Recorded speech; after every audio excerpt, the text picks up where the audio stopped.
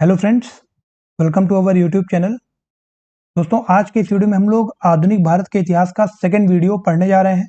तो modern Indian history का जो पहला वीडियो गया है वो आपका किस टॉपिक पे गया है, तो हम कह सकते हैं कि जो पहला टॉपिक है हमारा एडवेंट ऑफ यूरोपियन कंपनीज। इस पर हमारा पहला वीडियो था जिसमें हम लोगों ने प्रीवियस ईयर क्वेश्चंस को डिस्कस किया है। बेसिकली जो आपके यूपीएससी और यूपीपीएससी के एग्जाम में पहले पूछे आ चुके हैं। ठीक है, तो आज इसी टॉपिक का ये सेकंड पार्ट है, ध्यान रखिएगा।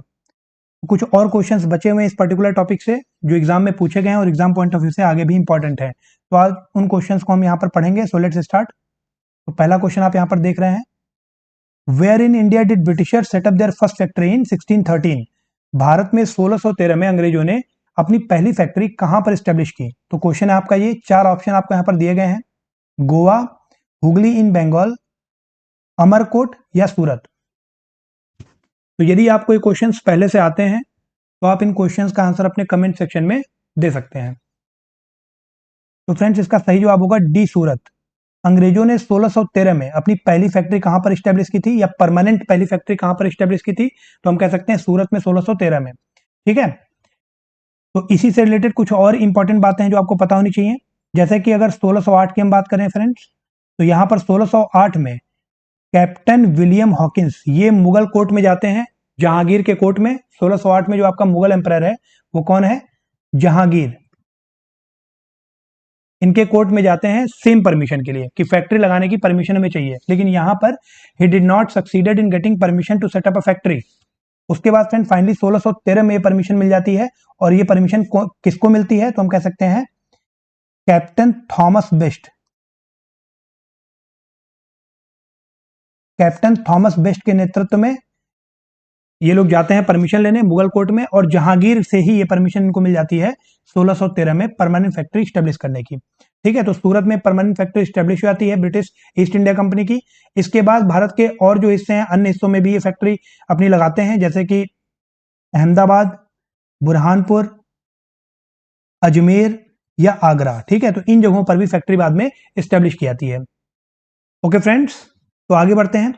अगला क्वेश्चन है हमारा, in the first quarter of 17th century in which of the following were the factories of East India Company located। 17th century के पहले क्वार्टर तक इन तीन लोकेशंस में कहां कहां पर अंग्रेजों ने अपनी फैक्ट्री बना ली थी, भरूच, श्रीकाकुल और त्रिशुनपल्ली। इन तीनों जगहों में कहां कहां पर 17th सेंचुरी के पहले क्वार्टर में अंग्रेजों ने अपनी फैक्ट्री स्टैब्लिश कर ली थी। ये क्वेश्चन फ्रेंड ऑलरेडी आपका आईएएस प्रीलिम्स 2021 के एग्जाम में पूछा चुका है। तो फ्रेंड्स, इसका सही जवाब होगा वन ओनली।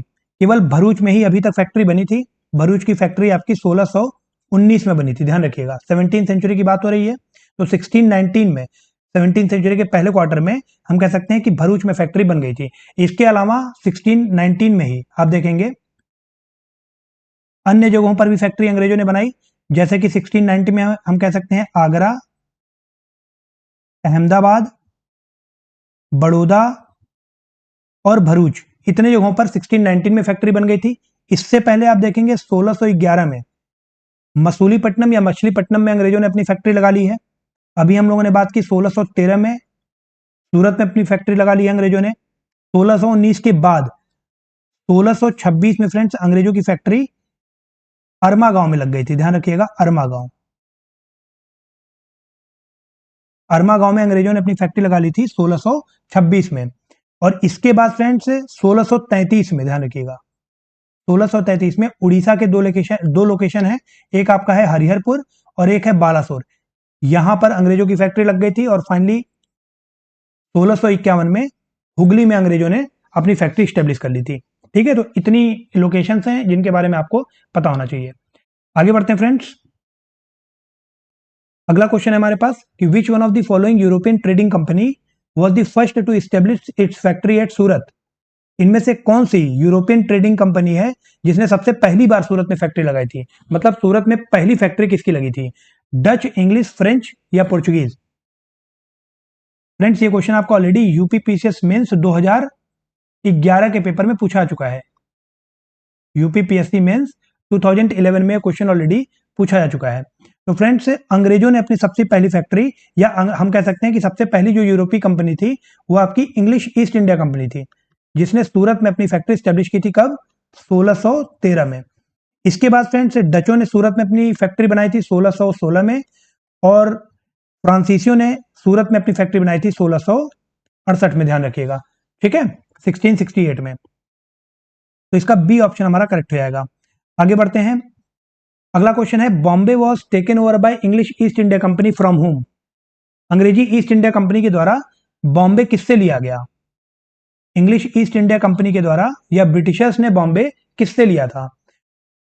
तो फ्रेंड्स, इसका सही आंसर हो जाएगा डी ऑप्शन हमारा, पोर्चुगीज। अंग्रेजों ने पुर्तगालियों से बंबई लिया था। कब? तो हम कह सकते हैं 1661 में।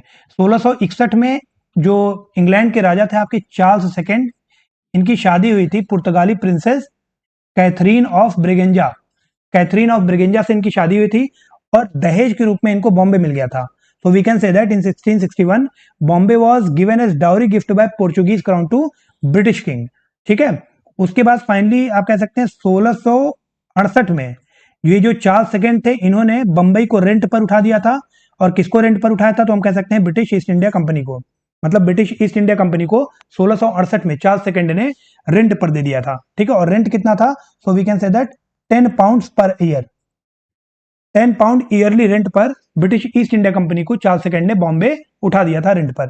ठीक है, तो डी ऑप्शन हमारा बिल्कुल करेक्ट हो जाएगा। आगे बढ़ते हैं friends. Which English governor of East India Company in India was expelled by Aurangzeb.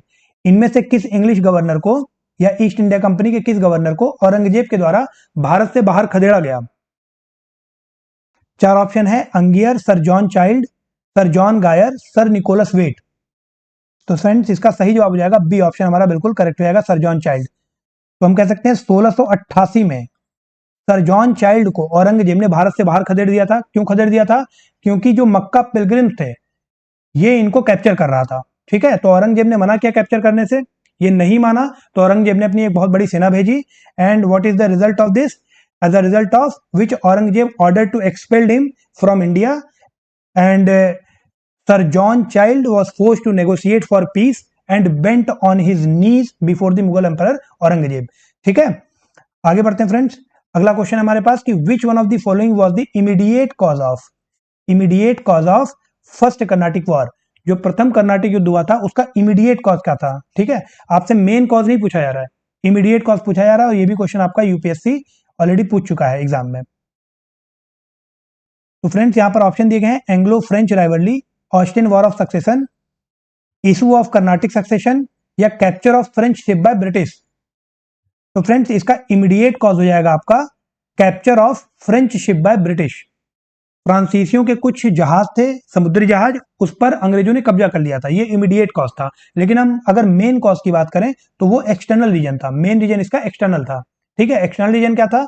तो हम कह सकते हैं कि यूरोप में 1740 में वॉर ऑफ ऑस्ट्रियन सक्सेशन चल रहा था। ठीक है, ऑस्ट्रिया पे सक्सेशन के लिए युद्ध चल रहा था फ्रांस और ब्रिटेन के मध्य में 1740 में। ठीक है, तो वी कैन से दैट कि first Carnatic war was nothing but an offshoot of an Anglo French rivalry in Austrian war succession that took place in Europe in 1740।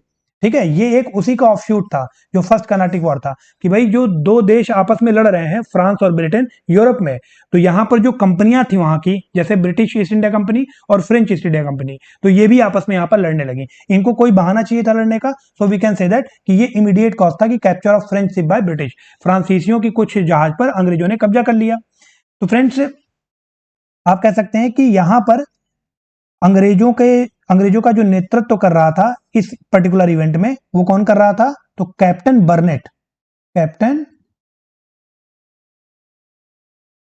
बर्नेट के नेतृत्व में अंग्रेजों ने फ्रांसीसियों के कुछ जहाज पर कब्जा कर लिया। फ्रांसीसियों ने रिटेलिएशन में क्या किया कि अंग्रेजों का जो मेन इस्टेब्लिशमेंट था आपका मद्रास, उस पर कब्जा कर लिया। फिर क्या हुआ कि अंग्रेज गए आपके अपने नजदीकी नवाब के पास। उस वक्त नजदीकी एरिया था आपका कर्नाटिक। तो कर्नाटिक के जो नवाब थे उनका नाम था अनवरुद्दीन खान। अनवरुद्दीन खान के पास अंग्रेज हेल्प के लिए पहुंचे, और इसके बदले अनवरुद्दीन खान ने अंग्रेजों की मदद के नजरिए से 10,000 सोल्जर्स के साथ 10,000 सोल्जर्स के साथ एक सेना भेज दी फ्रांसीसियों के खिलाफ। ठीक है, क्योंकि फ्रांसीसियों ने मद्रास पर कब्जा किया था, तो अनवरुद्दीन खान ने अंग्रेजों की मदद करने के लिए 10,000 सेना, एक बहुत बड़ी फोर्स को भेजा फ्रांसीसियों के खिलाफ, और फ्रांसीसियों ने इस फोर्स को बड़े ही आसानी से हरा दिया। ठीक है, तो ये हमारा था फर्स्ट कर्नाटिक वॉर। और ये जो वॉर है, आप कह सकते हैं first Carnatic war, this war ended with treaty of Aix-la-Chapelle. इसको थोड़ा क्लियर कर देता हूं मैं।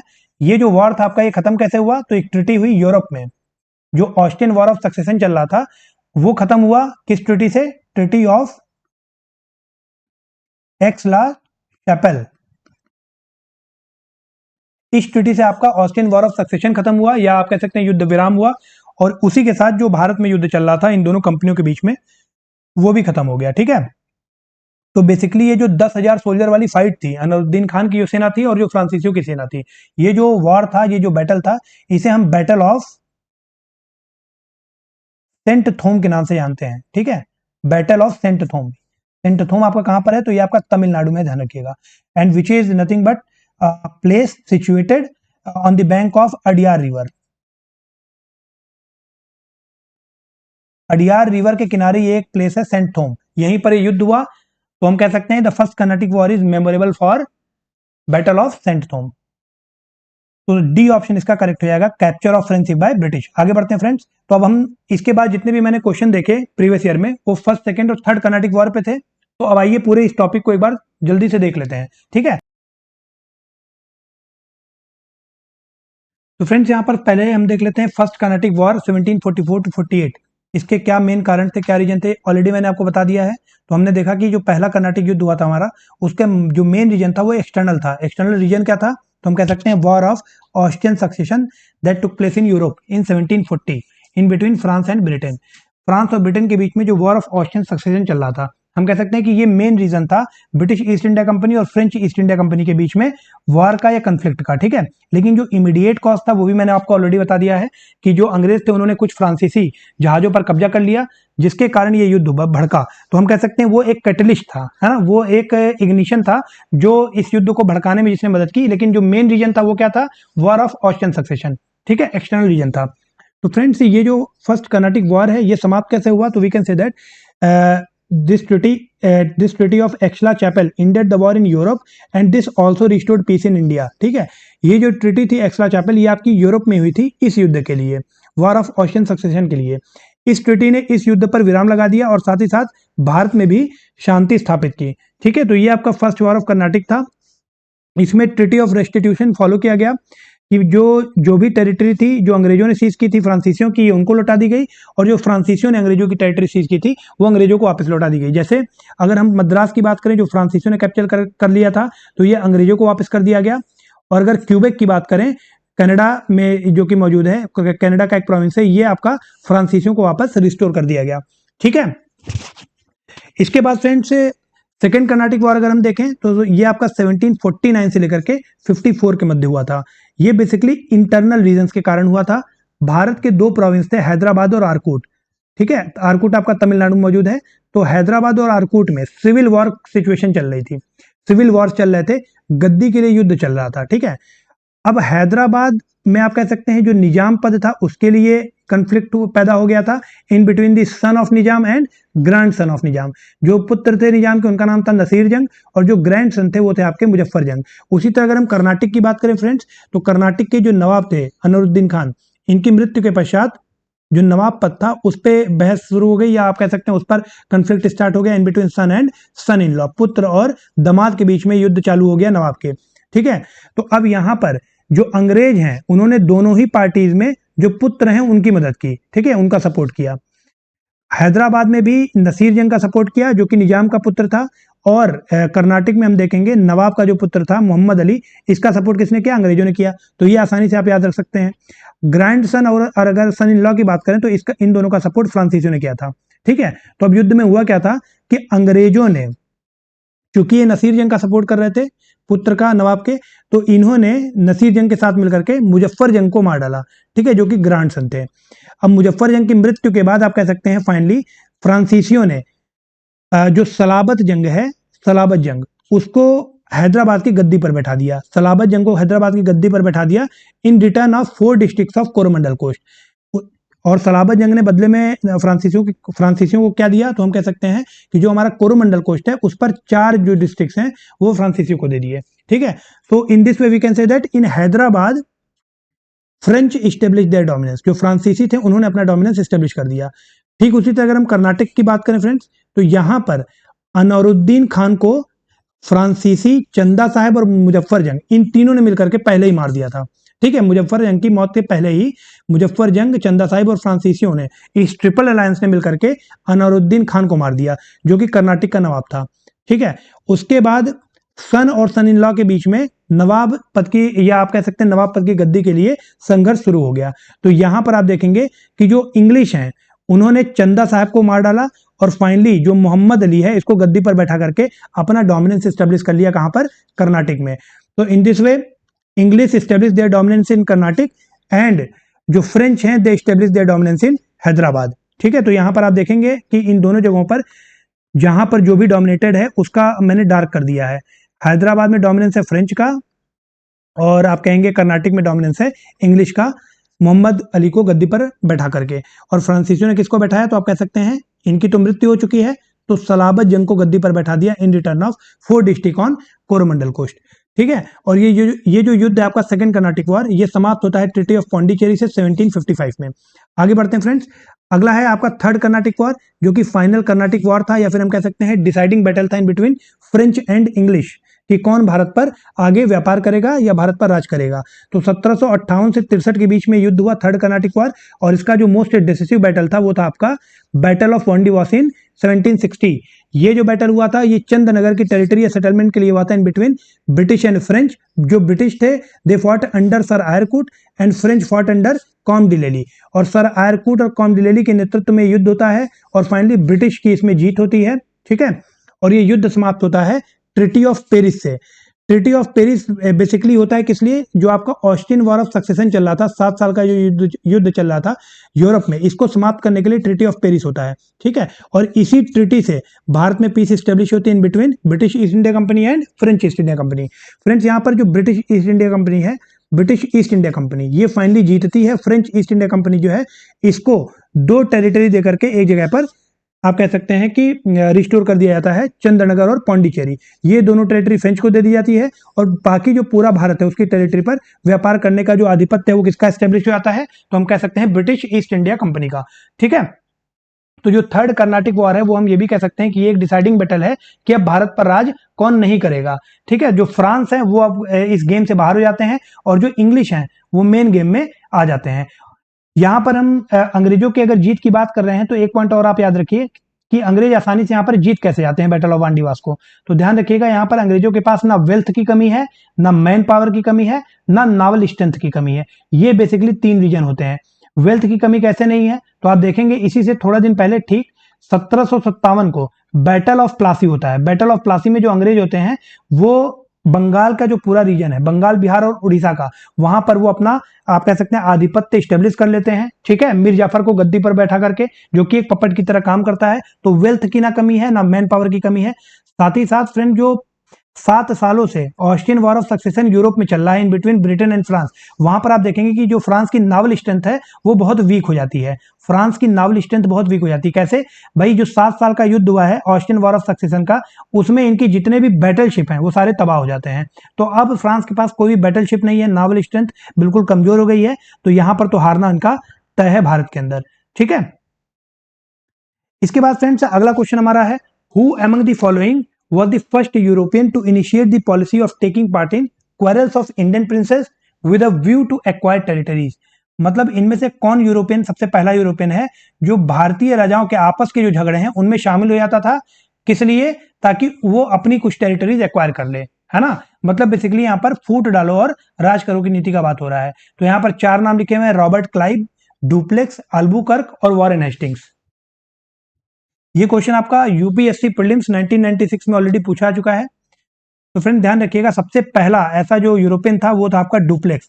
जो फ्रांसीसी गवर्नर था आपका डुप्लेक्स, सबसे पहले इसने ये काम करना स्टार्ट किया कि जो भारतीय प्रिंसेस हैं, जो सिविल वॉर की सिचुएशन अगर कहीं पर भी चल रही है तो एक पार्टी का सपोर्ट कर देता था और दूसरी पार्टी को ये नीचे गिरा देता था। ठीक है, तो बेसिकली फूट डालो और राज करो की नीति का ये पालन करता था डुप्लेक्स। और यही जो नीति थी बाद में एडवांस इसने रूप कौन सा लिया, सब्सिडरी अलायंस का, जिससे एसोसिएटेड कौन है, तो आप देखेंगे लॉर्ड वेलेजली। ठीक है, तो जो सब्सिडरी अलायंस थी, सहायक संधि थी लॉर्ड वेलेजली की, उसका एक प्रोविजन क्या था कि जो आपका कोर्ट है, जो इंडियन प्रिंस है या जो इंडियन किंग है, उसका जो कोर्ट है उसमें एक ब्रिटिश बटालियन भी अपॉइंट होगी जिसका खर्चा इन्हीं को मेंटेन करना होगा। ठीक है, तो ये पॉलिसी डुप्लेक्स पहले से फॉलो कर रहा था, ध्यान रखिएगा। तो फ्रेंड्स इसका सही आंसर हो जाएगा बी ऑप्शन, हमारा बिल्कुल करेक्ट हो जाएगा। आगे बढ़ते हैं, अगला क्वेश्चन है, in India among the following locations French establish their earliest factory at. फ्रांसीसियों ने अपनी सबसे पहली फैक्ट्री कहां पर लगाई इन लोकेशंस में, सूरत, पुलिकट, कोचीन या कासिम बाजार। तो फ्रेंड्स ये क्वेश्चन आपका यूपीएससी या आईएएस प्रीलिम्स 2003 में ऑलरेडी पूछा चुका है। फ्रांसीसियों ने अपनी सबसे पहली फैक्ट्री इन सभी लोकेशंस में कहां पर लगाई, तो फ्रेंड्स इसका सही जवाब जाएगा सूरत। अभी मैंने आपको बताया कि 1668 में फ्रांसीसियों ने अपनी पहली फैक्ट्री सूरत में स्टैब्लिश की, ध्यान रखिएगा।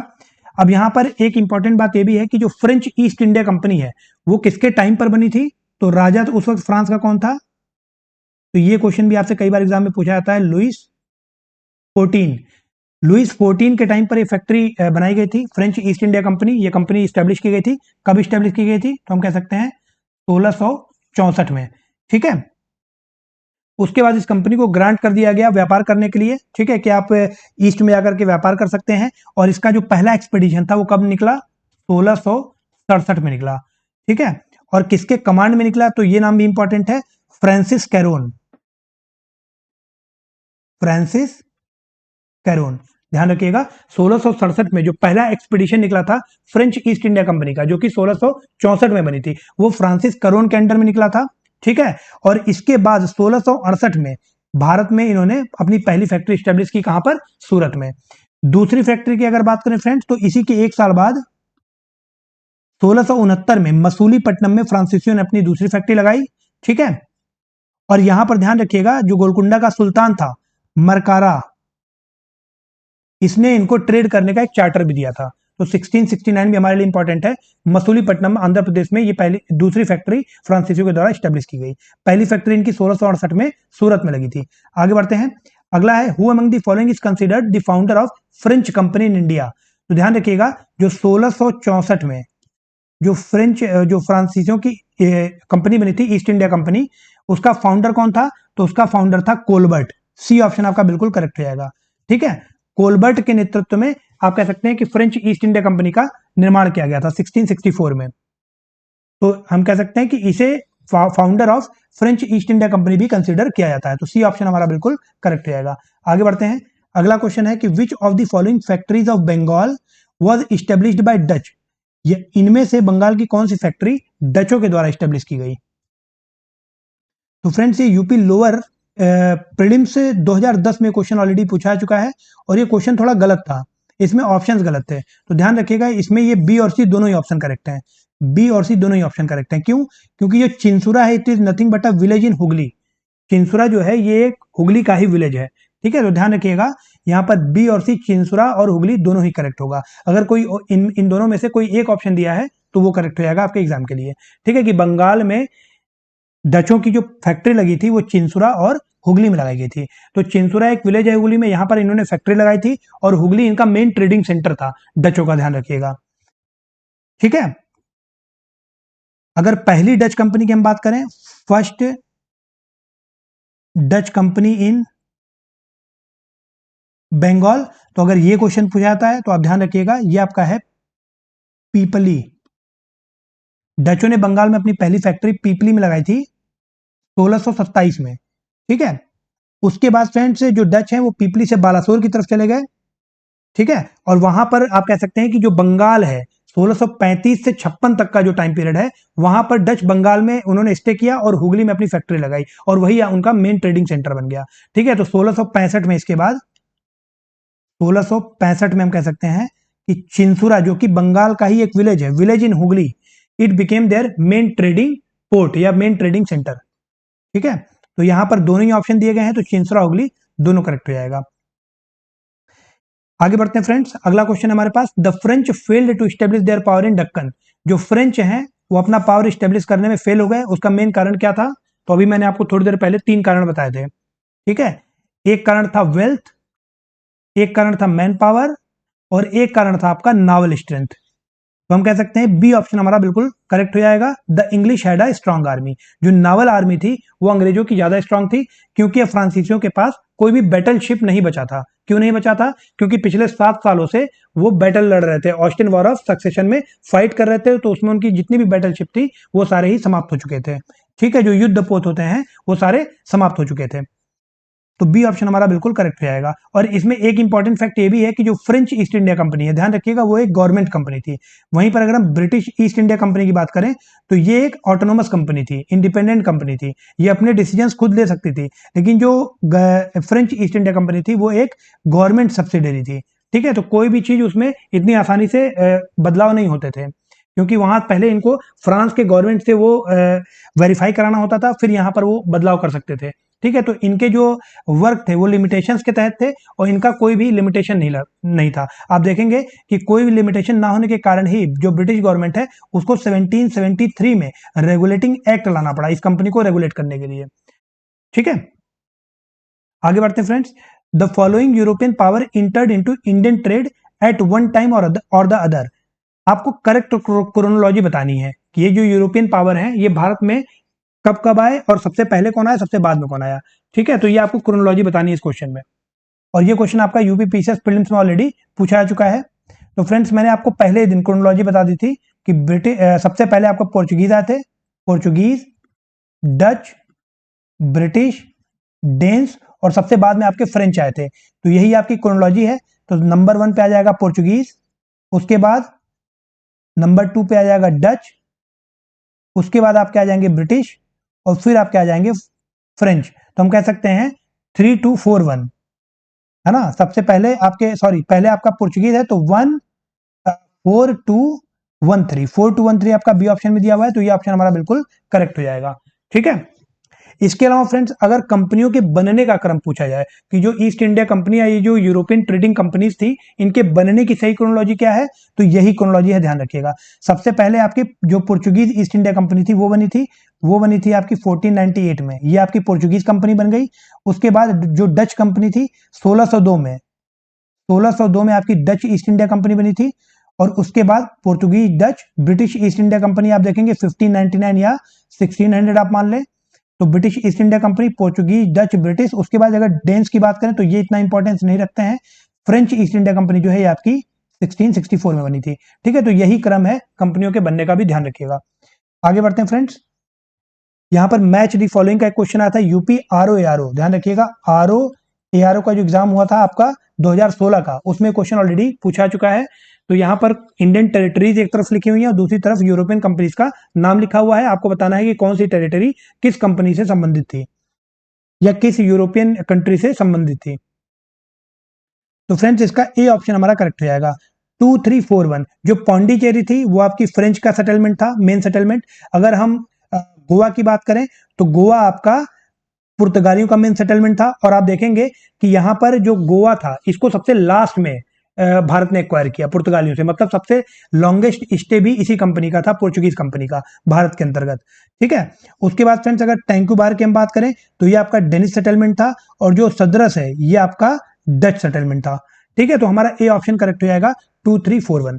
आगे बढ़ते हैं, अगला क्वेश्चन है, identify the region from where Europeans got best सोरा या साल्ट पीटर, ठीक है, गन पाउडर आप कह सकते हैं। तो यूरोपियंस को सबसे बेस्ट साल्ट पीटर या गन पाउडर और ओपीएम कहां से मिलते थे, तो ध्यान रखिएगा ये क्वेश्चन आपका 40th बीपीएससी 1995 में पूछा चुका है। तो फ्रेंड्स इसका सही जवाब है ए, बिहार। अब बीपीएससी में पूछा गया है तो बिहारी ऑप्शन होगा। तो ध्यान रखिएगा जो यूरोपियन थे या फिर जो यूरोपीय कंपनियां थी उनको सबसे अच्छी किस्म का साल्ट पीटर और ओपियम कहां से मिलता था, तो वो बिहार से प्राप्त होता था।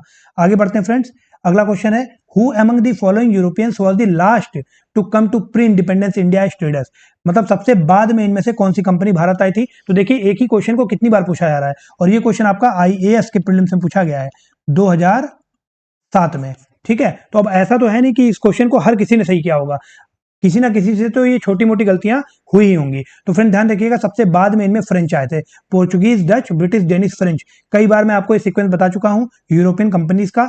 ध्यान रखिएगा, जो पोर्चुगीज हैं उन्होंने 1498 में भारत में कदम रखा था। जो पहली फैक्ट्री बनी थी वो कोच्चिन में कब बनी थी? 1503 में। देखिए फैक्ट्स आपको मैं रिवाइज भी करा रहा हूं बार बार। पुर्तगाली सबसे पहले कब आए थे? 1498 में, ठीक है। और इनकी जो पहली कंपनी या पहली फैक्ट्री स्टेब्लिश हुई थी वो कहां पर हुई थी? तो वो हुई थी कोच्चिन में। कब स्टेब्लिश हुई थी? तो ये आपकी स्टेब्लिश हुई 1503 में। उसके बाद अगर हम बात करें तो पुर्तगालियों के बाद डच आए।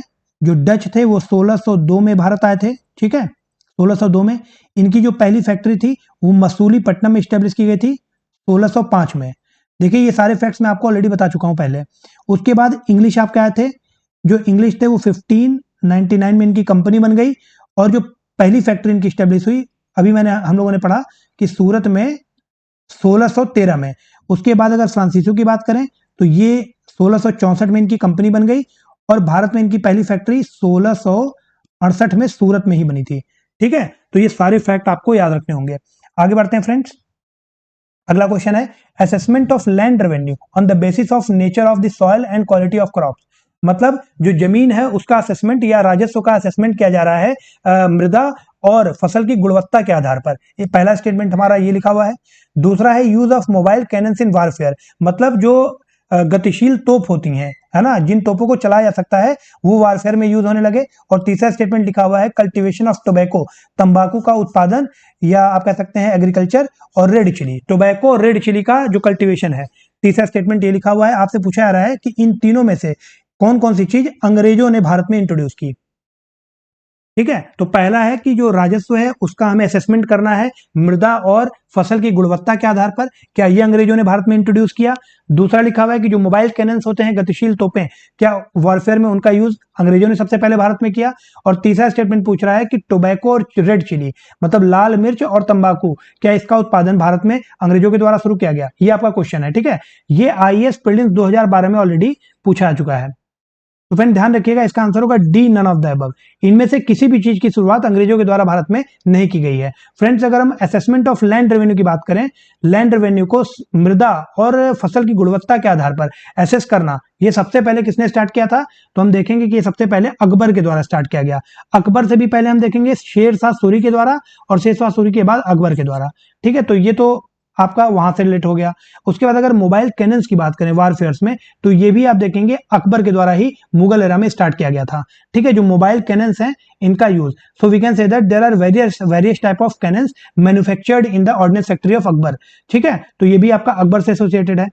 अगर हम टोबैको और रेड चिली के कल्टीवेशन की बात करें तो it was introduced by Portuguese in India, ठीक है। The cultivation of tobacco and red chillies in India was contributed bye Portuguese. तो तीसरा भी वाला ऑप्शन हमारा गलत हो जाएगा, इसीलिए इसका आंसर क्या हो जाएगा? D, none of the above. आगे बढ़ते हैं फ्रेंड्स। आज का लास्ट क्वेश्चन है हमारा कि with reference to the causes of the success of British and failure of French in India, मतलब अंग्रेजों के सक्सेस और फ्रेंच के फेलियर का क्या कारण है भारत का मूलतः। दो ऑप्शन यहां पर दिए गए हैं, getting huge wealth and man power from conquest of Bengal by British. तो ये ऑलरेडी मैंने आपको बता दिया, 1757 का बैटल ऑफ प्लासी जो था, उसके बाद अंग्रेजों के पास ना धन की कमी रही और ना ही मैन पावर की कमी रही। उसके बाद अगर दूसरी पॉइंट की हम बात करें नॉवल सुपीरियरिटी ऑफ ब्रिटिश की, तो ये वाला भी पॉइंट बिल्कुल सही है, क्योंकि आप देखेंगे कि जो 7 वॉर ऑफ ऑस्ट्रियन सक्सेशन चला है उसके बाद जो फ्रेंच है उसकी नेवल स्ट्रेंथ बहुत ज्यादा वीक हो गई है। तो मतलब दोनों ही ऑप्शन यहाँ पर हमारे सही है, तो हमारा सी ऑप्शन यहाँ पर करेक्ट हो जाएगा, बोथ 1 एंड 2। और फ्रेंड्स ये क्वेश्चन भी आपका यूपी आरओ का जो एग्जाम था 2016 का री एग्जाम, उसमें पूछा गया था, ठीक है। तो ये सारे ही लेटेस्ट पैटर्न वाले क्वेश्चंस हैं। आई होप कि ये सारे टॉपिक आपके अच्छे से क्लियर हो रहे होंगे।